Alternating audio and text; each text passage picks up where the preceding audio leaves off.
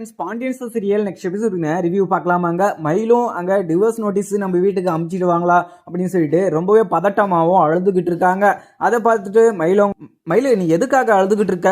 அந்த வீட்டில் உன்னை சேர்க்க வேண்டியது என்னோட பொறுப்பு. அந்த வீட்டில் சேர்க்க வேண்டிய ஏற்பாடெல்லாம் நான் பார்த்துக்கிறேன். நீ எதுக்குமே ஃபீல் பண்ணாத. அங்கே பாண்டியனும் கோமதியும் என்ன ஆக போகிறாங்கன்னு பார்த்துக்கோ. உன்னை அந்த வீட்டில் மட்டும் அவங்க சேர்க்கலனா அவங்கள கோர்ட்டும் வாசலுமா அலைய விட்டுக்கிட்டே இருப்பேன் அப்படின்ற மாதிரியுமே மயில் அவங்க அம்மா சொல்லிக்கிட்டு இருக்காங்க. உடனே அம்மா நாம் தாம்மா எல்லா தப்பும் பண்ணியிருக்கோம். அவங்கக்கிட்ட மன்னிப்பு கேட்டு நம்ம அவங்க வீட்டுக்குள்ளே போயிடலாமா? இப்போ இந்த கீஸுன்னு போனீங்கன்னா அவங்க ஏற்கனவே டிவோர்ஸ்ன்னு சொல்லிட்டு அது சரவணன் மாமா சொல்லிக்கிட்டு இருக்காரு. நம்ம இது மாதிரிலாம் பண்ணால் அவங்க லைஃப் லாங் நம்மளை அந்த வீட்டிலே சேர்த்துக்க மாட்டாங்கம்மா. அவங்கக்கிட்ட காலில் கையில் விழுந்தாது என்ன அந்த வீட்டில் சேர்த்து வச்சுடுங்க அப்படின்ற மாதிரியுமே மயில் சொல்கிறாங்க. உடனே இதை கேட்டு மயில் அவங்க அம்மாவும் மயில் நீ எவ்வளோ நாளாக அந்த சின்ன பிள்ளைங்க பெரிய பிள்ளைங்கன்னு பார்க்காம காலில் விழுது கதறி அழுது கூட உன்னை அந்த வீட்டில் சேர்த்துக்கல. அவங்க இதுக்கு மேலேயுமே அந்த வீட்டில் உன்னை சேர்த்துப்பாங்கன்னு சொல்லிட்டு என்ன நம்பிக்கையில் இருக்க? அவங்க வழிக்கெல்லாம் நம்ம சரிப்பட்டு வரமாட்டாங்க. நம்ம டைரெக்டாக நம்ம போலீஸ் ஸ்டேஷன்லேயே போயிட்டு நம்ம கேஸ் கொடுத்துடலாம் அப்படின்ற மாதிரியுமே மயில் அவங்க அம்மா சொல்லிக்கிட்டு இருக்காங்க. ஆனால் அதுக்கு முன்னங்க மீனாவுமே ஆஃபீஸுக்கு போயிட்டு இருப்பாங்க. அந்த சமயத்தில் இங்கே மயிலுமே கால் பண்ணிக்கிட்டே இருப்பாங்க. ஆனால் மீனா பிக் பண்ணாமல் கட் பண்ணி விட்டுட்டே இருக்காங்க. ஏன்னா இவங்க எதுக்கு எனக்கு கால் பண்ணுறாங்க, இவங்க என்ன பேச போகிறாங்கன்னு தெரியும்னு சொல்லிட்டு கட் பண்ணி விட்டுறாங்க. ஆனால் தொடர்ந்து இங்கே மயிலுமே கால் பண்ணிக்கிட்டே இருக்காங்க. அதுக்கப்புறம் அட்டன் பண்ணி என்ன எதுக்கு கால் பண்ணிக்கிட்டே இருக்கீங்க அப்படின்ற மாதிரியுமே மயில் கேட்கவும் உடனே இங்கே மயிலும் என்ன மீனா என்ன அவ்வளோதான் மறந்துட்டீங்க போல், நான் ஒரு சின்ன தப்பு பண்ணியிருக்கேன் அப்படின்றதுனால நீங்கள் எல்லாருமே பார்த்தீங்கன்னா என்ன மறந்து ஒதுக்கி வச்சுட்டீங்க பார்த்தீங்களா? நான் உங்க கூட எல்லார் கூடயுமே ஒட்டி சந்தோஷமாக தான் இருந்தேன். ஆனால் நான் பொய் சொல்லியிருக்கலாம். ஆனால் எல்லார் மேலேயுமே வச்ச பாசம் உண்மை தானே. நீ வந்து படித்த புள்ள தானே, கொஞ்சம் எடுத்து சொல்லி என்னை அந்த வீட்டில் இது கூட்டுக்கு சொல்ல அப்படின்ற மாதிரியுமே கெஞ்சுறாங்க. ஆனால் நீங்கள் என்கிட்ட பேசி எந்த பிரயோஜனமும் கிடையாது, நீங்கள் ஃபோனை கட் பண்ணிட்டு போங்க அப்படின்ற மாதிரியுமே மீனா கட் பண்ணிடுறாங்க. உடனே மயிலுமே அழுதுகிட்டே இருக்காங்க. ஏன்னா மீனாவுமே எந்த ரெஸ்பான்ஸும், ஏன்னா மீனா வந்து அதில் அந்த விஷயத்தில் எந்த முடிவுமே எடுக்க முடியாது. ஏன்னா அங்கே மயில் பண்ணி வச்சிருக்கிறது அவ்வளோ பெரிய விஷயமா இருக்குது. ஏன்னா இங்கே அந்த இடத்துல மீனாவுமே எந்த விஷயமும் பேசவும் முடியாது. அந்த ஒரு சுச்சுவேஷன்லையுமே இருக்காங்க. ஆனால் சரவணன் ஒரே முடிவில் தான் இருக்காங்க. அவள் இந்த வீட்டுக்குள்ளேயே வரக்கூடாது, அந்த ஒரு முடிவு தான். அதுக்கப்புறம் சரவணனும் பாண்டியனும் கடைக்குமே கிளம்பிடுறாங்க.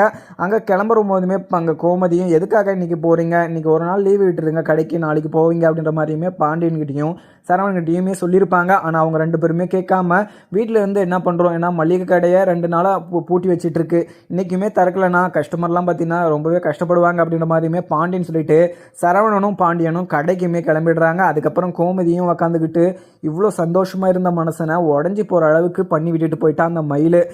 நம்ம வீட்டில் யாருக்குமே சந்தோஷன்றதை எழுதி வைக்கல போல், அது கஷ்டம்தான் இருந்தால் என்ன நம்ம பண்ண முடியும் அப்படின்ற மாதிரியுமே சைலண்டாக உக்காந்துடுறாங்க கோமதியும். அதுக்கப்புறம் இங்கே போகிற வழியில் இந்த விஷயத்தை பற்றியே யோசிச்சுக்கிட்டே போயிட்டுருக்காரு சரவணனும். ஏன்னா நம்ம இந்த விஷயத்தில் ஒரு முடிவு எடுத்தே ஆகணும். ஏன்னா கூடிய சீக்கிரம் இந்த விஷயத்தில் முடிவு எடுத்தால் தான் அங்கே மயில் ஃபேமிலி எதுவுமே பண்ணாமல் இது சைலண்டாக இருப்பாங்க. ஃபஸ்ட்டு அவங்க வீட்டுக்கு நம்ம டிவோர்ஸ் நோட்டீஸ் அனுப்பணும். அப்பாவை கடையில் விட்டுட்டு கொஞ்ச நேரம் அந்த இருக்கிற வேலையை முடிச்சுட்டு நம்ம ஃபஸ்ட்டு போய் வக்கீலை பார்க்கணும் அப்படின்ற மாதிரியுமே சரவணன் யோசிச்சுட்டு போயிட்டுருக்காரு. அதுக்கப்புறம் மயில் அவங்க அம்மாவுமே அங்கே கோமதிக்கு கால் பண்ணி சம்மந்தி நீங்களா எங்கள் பொண்ணை வீட்டுக்கு கூட்டிக்கிறீங்களா, இல்லை நான் பண்ணனா அது வேறு மாதிரி பிரச்சனையாகும். இப்போ நாங்கள் உங்கள் மேலே எல்லார் மேலேயுமே கேஸ் கொடுக்கறதுக்காக நான் போலீஸ் ஸ்டேஷன் போகலான்னு இருக்கேன். நீங்கள் இது பேசாமல் இது பேசி சமாதானம் பண்ணி எங்கள் மயிலை உங்கள் வீட்டுக்கு கூட்டிக்கிறீங்களா, இல்லைனா நான் வேறு மாதிரி பண்ணி விட்டுருவேன் அப்படின்ற மாதிரியுமே மிரட்டுறாங்க மயில் அவங்க அம்மா.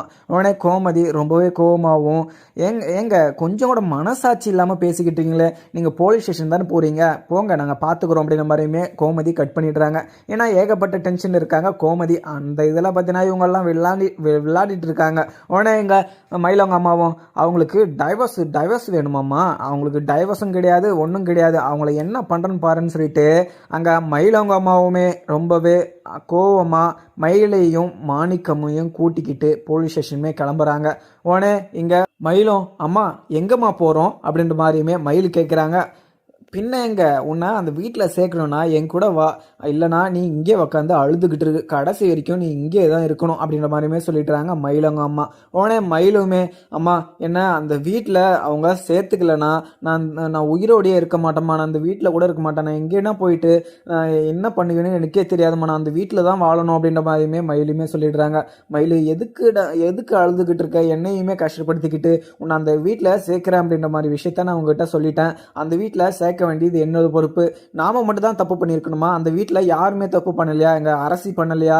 இல்லை மீனா பண்ணலையா? அது ராஜி பண்ணலையா? இவங்க எல்லாருமே தப்பு பண்ணிட்டு தானே வந்திருக்காங்க. அவங்கள மட்டும் அவங்க வீட்டுக்குள்ளே மன்னிச்சு ஏற்றுக்கிட்டாங்க. அதே மாதிரி உன்னை கல்யாணம் பண்ணிக்கிட்டு போகும்போது மல்லிகை கடை கூட தான் லட்சக்கணக்கில் சேல்ஸ் ஆகுது அப்படின்ற மாதிரிலாம் சொன்னாங்க. ஆனால் ஒரு பொட்டி கடையை வச்சுக்கிட்டு அங்கே ஒரு 5000க்கு 10,000க்கு உட்காந்துக்கிட்டு இருக்காங்க. அவங்க சொன்ன பொய்யெல்லாம் அங்கே பெருசாக தெரியாது. நாம் சொன்ன பொய்யை தான் வச்சுக்கிட்டு அவங்க உன்னை அந்த வீட்டை விட்டு கழுத்தை பிடிச்சி வெளியே தள்ளுறாங்களா? அதே மாதிரி உன்னை ஆர்த்தி தட்டு எடுத்து உன்னை உள்ளே கொண்டு போக வைக்கிறது என்னோட பொறுப்பு அப்படின்னு சொல்லிட்டு இங்கே மயிலையுமே சமாதானப்படுத்தி கூட்டிகிட்டு போயிடுறாங்க. ஆனால் மயில் கொஞ்சம் கூட மனசாட்சி இல்லாமல் அங்கே பாண்டியன், கோமதி, சரவணன், ராஜி, அரசின்னு சொல்லிட்டு இவங்க மேலேயெல்லாம் எல்லார் மேலேயுமே அவங்க அம்மா கேஸ் கொடுக்கறதுக்காக கூட்டிகிட்டு போகிறாங்க. போலீஸ் ஸ்டேஷனுமே போயிடுறாங்க.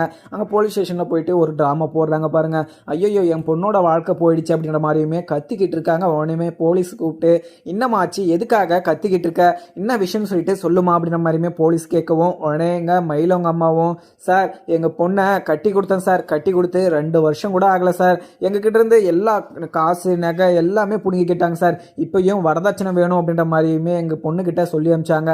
ஆனால் எங்ககிட்ட பணமும் அவ்வளோ இல்லாததுனால எங்களால் கொடுக்க முடியாது அப்படின்னு சொல்லிட்டேன் சார்.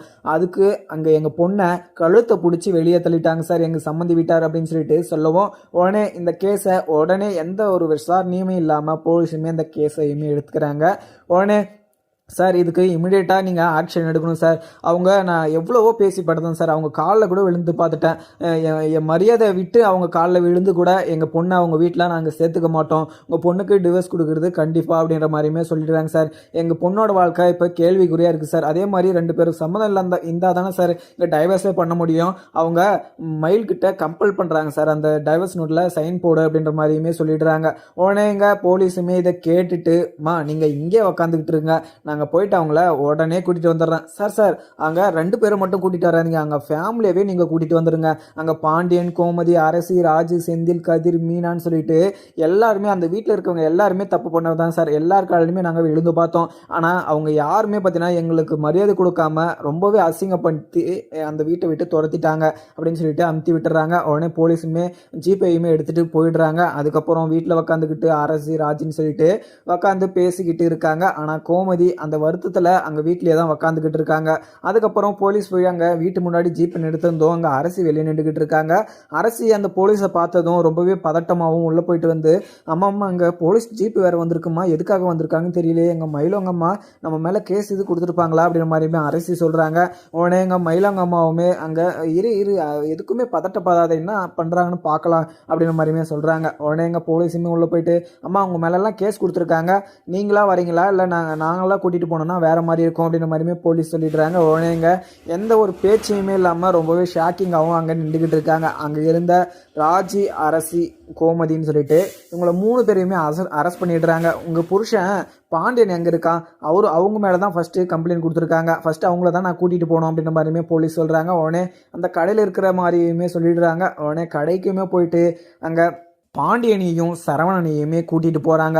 உடனே பாண்டியனுக்கு அவங்க இது மாதிரி ஒரு விஷயத்த பண்ணுவாங்க அப்படின்னு சொல்லிட்டு அங்கே பாண்டியனுமே அவங்க மேலே இது ஒரு நம்பிக்கை வச்சு எந்த ஒரு ஆக்ஷனுமே எடுக்காமல் சைலண்ட்டாக இருந்தார். ஆனால் அவங்க நினைக்காதபடி இவ்வளோ பெரிய விஷயத்த அவங்க நம்ம மேலேயே கேஸ் கொடுத்துருக்காங்கன்னா நாமளும் பார்த்துக்கலாம் அப்படின்ற மாதிரி தான் பாண்டியனுமே வண்டியில் ஏறிடுறாங்க. உடனே இவங்க எல்லாமே கூட்டிகிட்டு போனது இங்கே மீனாக்குமே தெரிய வந்துடுது. மீனாக்கு தெரிஞ்சு பயங்கர கோவமாகவும் மயில் இவ்வளோ பெரிய தப்பு பண்ணிவிட்டு அந்த நகை விஷயமே ஒன்றும் யாருக்குமே தெரியல, அப்படி இருந்துமே அவங்க அம்மாவை கூட்டிகிட்டு போயிட்டு கேஸ் கொடுத்துருக்கானா நம்ம அவங்களோட விஷயத்த எல்லாமே நம்ம போலீஸ்கிட்ட சொல்லி ஆகணும். அது இல்லாமல் நம்ம அவங்க ஊரில் போயிட்டு இதுக்கு முன்ன வேறு எதனா தப்பு நடந்திருக்கா அப்படின்ற மாதிரியுமே நம்ம விசாரிச்சுட்டு போகணும் அப்படின்ற மாதிரியுமே சொல்லிட்டு இருக்காங்க. ஆனால் இங்கே எல்லாருக்கிட்டையுமே விசாரித்து ஒரு இது மயில் பற்றினா உண்மை வருது. இங்கே மீனாக்கு இங்கே இதெல்லாம் விசாரித்து மயில் ஏற்கனவே கல்யாணம் ஆன ஒரு பொண்ணு, அது இல்லாமல் சரவணனோட 2 வயசு அதிகமாக இருந்தால் கூட ஏதோ ஒரு மன்னிச்சிக்கலாம் அப்படின்ற மாதிரி சொல்லிடலாம். ஆனால் மயிலுக்கு ஏற்கனவே ஒருத்தர் கூட கல்யாணம் ஆகி அந்த மாப்பிள்ளை குடிகாரன் அப்படின்றதுனால டிவோர்ஸ் ஆகிருக்கு. அதுவும் 2 நாளில் டிவோர்ஸ் ஆகிருக்கு. அந்த கல்யாணம் ஆனது கூட யாருக்குமே தெரியாமல் மறைச்சி வச்சுட்டு இருந்திருக்காங்க. இங்கே மாணிக்கம், மயிலங்கம்மான்னு சொல்லிட்டு எல்லாருமே மறைச்சி வச்சுட்டு இருந்திருக்காங்க.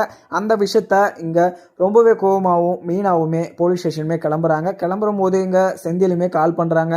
மீனா எங்கே இருக்க, என்ன உனக்கு விஷயம் தெரிஞ்சிச்சு அப்படின்ற மாதிரி சொல்லிட்டு இருக்காங்க. உடனே நான் போலீஸ் ஸ்டேஷன் தான் போயிட்டுருக்கேன், நீ நீங்கள் அப்படியே போலீஸ் ஸ்டேஷன் டேரெக்டாக வந்துருங்க அப்படின்ற மாதிரியுமே மீனா சொல்லிடுறாங்க. அதுக்கப்புறம் இங்கே செந்திலும் சரி மீனா நான் வந்துடுறேன் அப்படின்ற மாதிரியுமே கட் பண்ணிடுறாங்க. மீனா போலீஸ் ஸ்டேஷன் போயிட்டு, சார் எந்த சாட்சியில் இங்கே எங்கள் ஃபேமிலியை நீங்கள் அரெஸ்ட் பண்ணி கொண்டு வந்திருக்கீங்க, இங்கே என்ன விசாரணையில் நீங்கள் கொடுத்து வந்திருக்கீங்க, என்ன சார் என்ன அரெஸ்ட் வாரண்ட் என்ன ஃபைல் பண்ணியிருக்கீங்க அப்படின்ற மாதிரியுமே மீனா கேட்குறாங்க.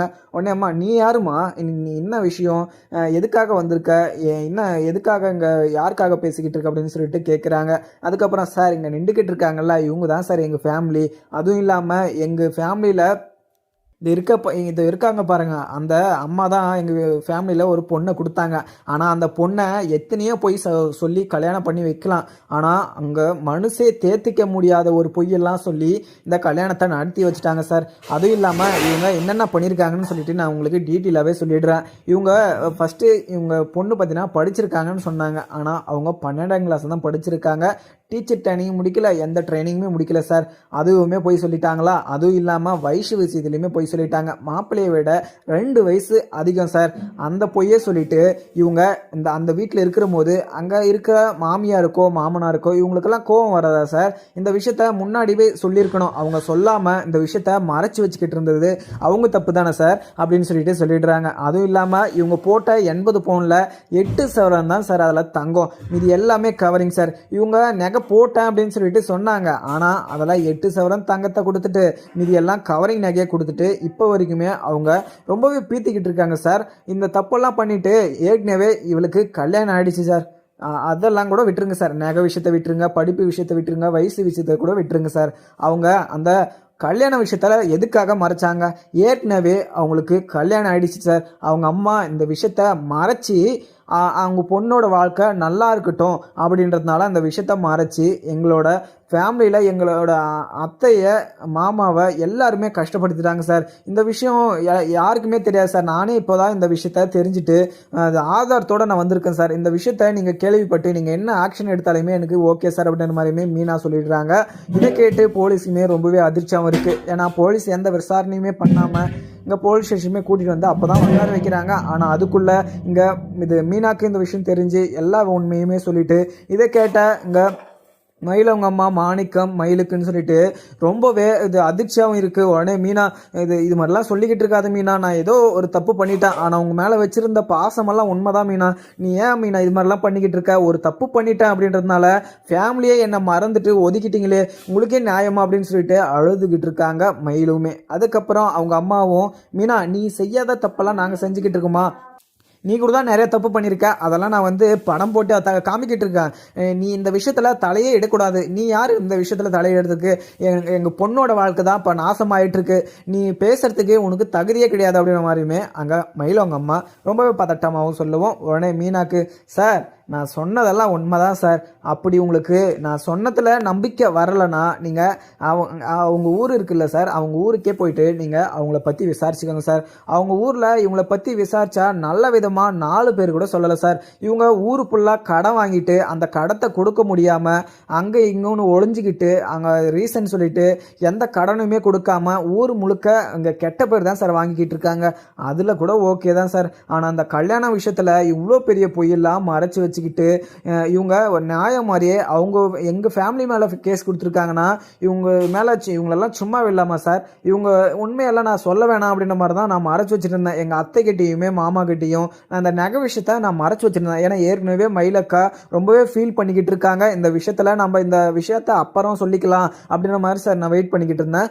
ஆனால் இவங்க எந்த தப்பும் பண்ணாத ஒரு அப்பாவி மேலே ஒரு கேஸ் கொடுத்துருக்காங்க அப்படின்னு சொல்லிட்டு நினைக்கிற போது இவங்களை பார்த்தாவே எனக்கு அருவருப்பாக இருக்குது சார் அப்படின்னு சொல்லிட்டு மீனாவுமே எல்லா உண்மையும் வெட்ட வெளிச்சமாக்கிட்டுறாங்க. பழனிவேலுமே அங்கே நின்றுக்கிட்டு இதெல்லாம் பார்த்துக்கிட்டு ரொம்பவே வருத்தமாகவும் நின்றுக்கிட்டு இருக்காங்க. ஏன்னா பாண்டியன் கோமதின்னு சொல்லிட்டு இத்தனை நாள் இல்லாமல் இப்போ ரொம்பவே மனசு உடைஞ்சு போய் நின்றுக்கிட்டு இருக்காங்க. உடனே இங்கே பாண்டியனும் சார் நாங்கள் எந்த தப்பும் பண்ணலை, நாங்கள் அவங்கள நம்பி யார்கிட்டையுமே விசாரிக்காமல் அந்த மயிலுன்ற பொண்ணை என்னோட பையனுக்கு நான் கல்யாணம் பண்ணி வச்சேன். ஆனால் இவங்க இது மாதிரி ஒரு தப்பை பண்ணிட்டு இந்த வீட்டுக்குள்ளே இருப்பாங்கன்னு சொல்லிட்டு நான் கொஞ்சம் கூட எதிர்பார்க்கல சார். இவங்களெல்லாம் சும்மாவே விடாதுங்க சார். என்ன நீங்கள் கூட்டிகிட்டு வந்தீங்க, நானும் நான் வந்து என்னோட ரீசனையுமே சொல்லலாம் அப்படின்னு சொல்லிட்டு நினச்சேன். ஆனால் அதுக்குள்ளே என்னோட மருமகளே அவங்களோட சுயரூபத்தையும் அவங்களோட உண்மையையுமே இப்போ உங்கள்கிட்ட சொல்லிட்டாங்க சார். நீங்கள் இதுக்கு மேலே என்ன ஆக்ஷன் எடுத்தாலுமே எனக்கு அதில் சம்மதம் சார் அப்படின்ற மாதிரியுமே சொல்லிடுறாங்க. உடனே போலீஸுக்கு ரொம்பவே கோவம் வந்து, என்னம்மா இது இவங்க உங்கள் மேலே இவ்வளோ பெரிய பொய்யெல்லாம் சொல்லிக்கிட்டு இருக்காங்க, நீங்கள் இவ்வளோ பெரிய தப்பை செஞ்சுருக்கீங்களா? எங்க ஒரு பையன் வீட்டில் ஒரு பொண்ணை கட்டிட்டு போகிறாங்கன்னா நீங்கள் எல்லாமே உண்மையை சொல்லி தானே கல்யாணம் பண்ணணும். நீங்கள் பொய் சொல்லியிருக்கீங்கன்னா இதுக்கே ஒரு தனி சட்டம் இருக்குது. இந்த சட்டத்தில் உங்களை தூக்கி உள்ளே போட்டோன்னா 3 வருஷம் வெளியே வர முடியாது அப்படின்னு சொல்லிட்டு போலீஸுமே கேட்குறாங்க. அதுக்கப்புறம் எனக்கு பார்க்கலாமாங்க. வீடியோ பிடிச்சி லைக் பண்ணுங்கள். Thank you friends.